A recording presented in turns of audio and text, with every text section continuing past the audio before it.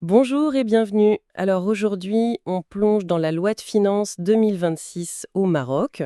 On a sous la main un article de Maroc Diplomatique, une note d'analyse assez technique, et on va aussi regarder un peu la loi de 2025 pour avoir le contexte. D'accord. Notre mission, cette fois, c'est de comprendre la philosophie derrière cette loi.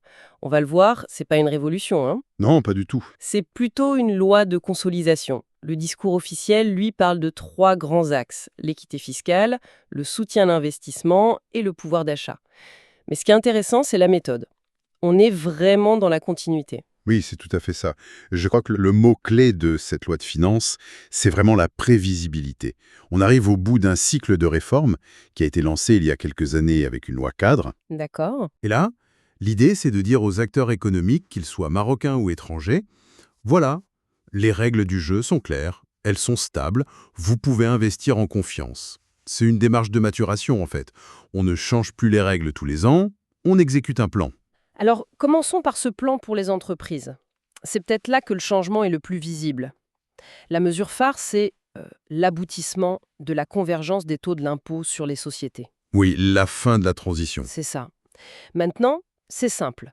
20% pour les entreprises qui font moins de 100 millions de dirhams de bénéfices et 35% pour celles qui sont au-dessus. Les banques et assurances, elles, restent à part à 40%. Et cette simplification, elle n'est pas anodine. Pendant des années, le système, c'était un peu un patchwork de taux différents selon les secteurs, la taille, le statut. Ce qui crée pas mal de distorsions, j'imagine. Exactement. Et ça incitait parfois plus à l'optimisation fiscale qu'à l'investissement productif. Là, en unifiant autour de deux paliers, le message est clair. La rentabilité, elle doit venir de votre activité, pas de votre habilité à naviguer dans le code des impôts. Je comprends la logique de simplification, mais ce seuil de 100 millions, est-ce qu'il ne crée pas un effet de falaise un peu brutal? J'imagine une PME qui fait 99 millions de bénéfices, elle paie 20%. L'année d'après, super contrat, elle passe à 101 millions et hop, son taux d'imposition bondit à 35%. C'est un peu décourageant, non? C'est une excellente question, et c'est le dilemme classique des politiques à seuil. Oui, il y a un effet de falaise. C'est inévitable. Le pari du législateur ici, c'est que les avantages d'un système clair pour l'énorme majorité des entreprises, plus de 95%, sont bien en dessous de ce seuil. Ces avantages l'emportent sur cet inconvénient. D'accord, c'est un arbitrage. C'est un arbitrage. L'alternative, ce serait un barème progressif pour les sociétés, mais c'est bien plus complexe. Le message, c'est « devenez une très grande entreprise et votre contribution sera plus importante ». Ok, je vois. Toujours pour l'investissement, il y a aussi une baisse de la retenue à la source sur les dividendes. On passe de 12,5% à 11,25%. Mais là aussi, on pourrait être un peu critique. Est-ce que c'est pas juste un cadeau aux actionnaires en espérant que ça retombe sur l'économie? La critique est légitime, et c'est tout le débat sur la taxation du capital. La théorie du gouvernement, c'est celle du cercle vertueux. C'est-à-dire? Et l'idée est double. Premièrement, en taxant moins les dividendes, on rend la détention d'actions marocaines plus attractive par rapport, disons, à l'immobilier. On essaie d'orienter l'épargne vers l'économie productive. D'accord. Et deuxièmement, ça incite les entreprises à distribuer leurs bénéfices, à être plus transparentes. Bien sûr, il n'y a pas de garantie que chaque dirham sera réinvesti. C'est un pari. Donc, on offre un cadre plus lisible aux entreprises qui jouent le jeu. Et à côté de ça, il y a une autre mesure qui va plutôt dans le sens du contrôle, j'ai l'impression. L'élargissement de la retenue à la source sur les honoraires. Absolument. Et c'est là qu'on voit les deux faces de la même pièce. D'un côté, la carotte, un cadre stable. De l'autre, le bâton. Des outils de contrôle renforcés. Sur les honoraires payés aux avocats, aux consultants. Maintenant, on étend ça aux très grandes entreprises privées. Celles qui font plus de 500 millions de chiffre d'affaires. Voilà. Ces grandes entreprises deviennent en quelque sorte des co-collecteurs d'impôts. C'est un moyen très, très efficace pour améliorer la traçabilité des revenus dans le secteur des services. Bon, alors passons à ce qui touche peut-être de plus près les gens, le portefeuille des ménages. Est-ce qu'une famille marocaine va sentir une différence concrète? Sur l'impôt sur le revenu, c'est plus chirurgical que l'an dernier. C'est le mot juste. L'approche est ciblée. La mesure la plus directe, c'est l'augmentation de la déduction pour charges de famille. Le montant passe à 600 dirhams par personne à charge. D'accord, avec une limite de 3600 dirhams au total. Exactement. C'est un geste, mais 600 dirhams par an, ça fait 50 dirhams par mois. Face à l'inflation, est-ce que ça change vraiment la donne? N'est-ce pas un peu symbolique? Vu comme ça, l'impact individuel peut sembler modeste. Mais il faut le voir autrement. Ce n'est pas une mesure anti-inflation, c'est une mesure de justice fiscale. D'accord. Elle vise à mieux prendre en compte la capacité à payer de chacun. Une personne seule avec un salaire donné n'a pas la même capacité qu'une famille avec 3 enfants et le même salaire. On accentue cette différence. C'est un choix politique. On concentre l'effort sur les familles. Et dans cette même logique de justice fiscale, il y a une mesure très forte. L'exonération totale des pensions de retraite complémentaires du privé, celle de la CMR par exemple. Ça, pour le coup, c'est un vrai changement. Ah oui, c'est un changement majeur. C'était une anomalie du système qui devenait de plus en plus criante. Une injustice même. On peut le dire, les retraités du public avaient déjà un traitement fiscal avantageux. Un retraité du privé qui avait cotisé toute sa vie à la CIMR, lui, voyait sa pension amputée par l'impôt. Il y avait une rupture d'égalité. Flagrante. Donc cette mesure vient corriger ça. Et pour un retraité qui touche, disons, 60 000 dirhams de pension complémentaire par an, c'est un gain net de plusieurs milliers de dirhams. Ça va directement dans sa poche. On voit bien cette approche clarification pour les entreprises, ciblage pour les ménages. Mais il y a un troisième volet où j'ai l'impression que le ton change carrément.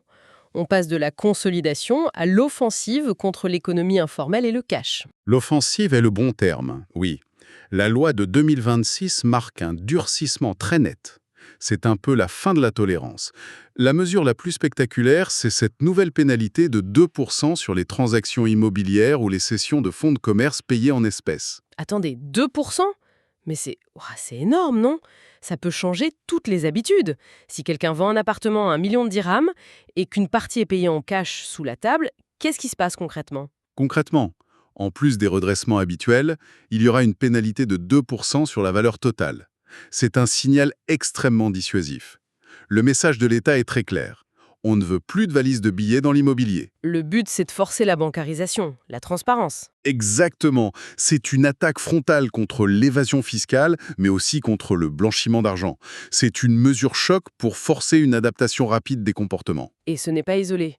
Dans la même idée, on a la fin de la gratuité des droits d'enregistrement pour les marchés publics. On applique maintenant un taux de 0,1%. Oui, Mais 0,1%, on pourrait se dire que c'est presque symbolique. Quel est l'enjeu réel derrière ce chiffre? l'enjeu n'est pas budgétaire, c'est ça qui est subtil.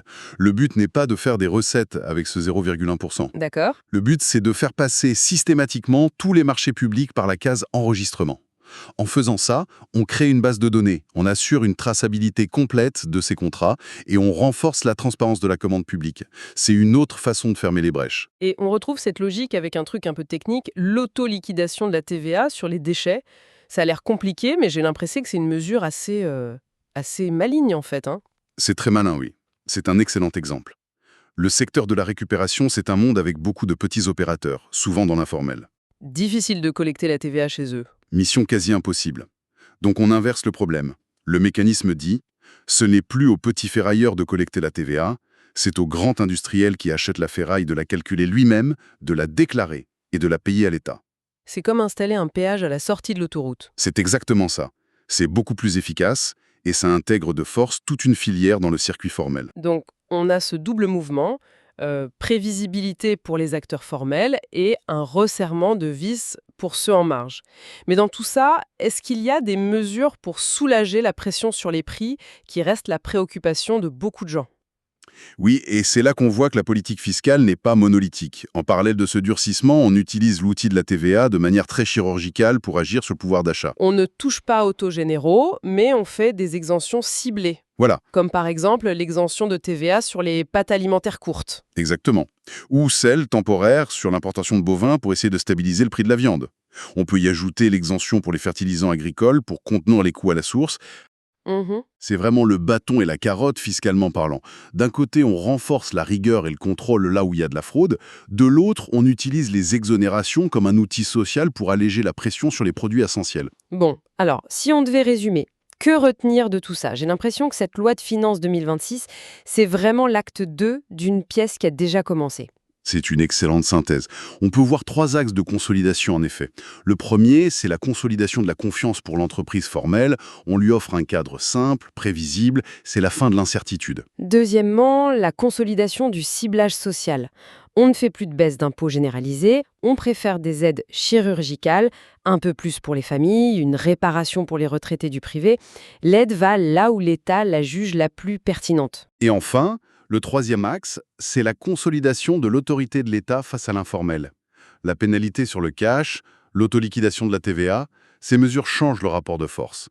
Elles disent clairement que la discipline fiscale est désormais non négociable. Ce qui rassure les investisseurs au final. Exactement.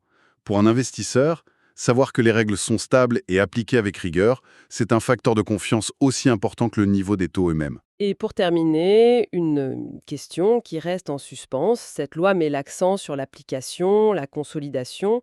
La question qui se pose, c'est, une fois ce cadre bien stabilisé, quel sera le prochain grand chantier fiscal pour le Maroc, hein?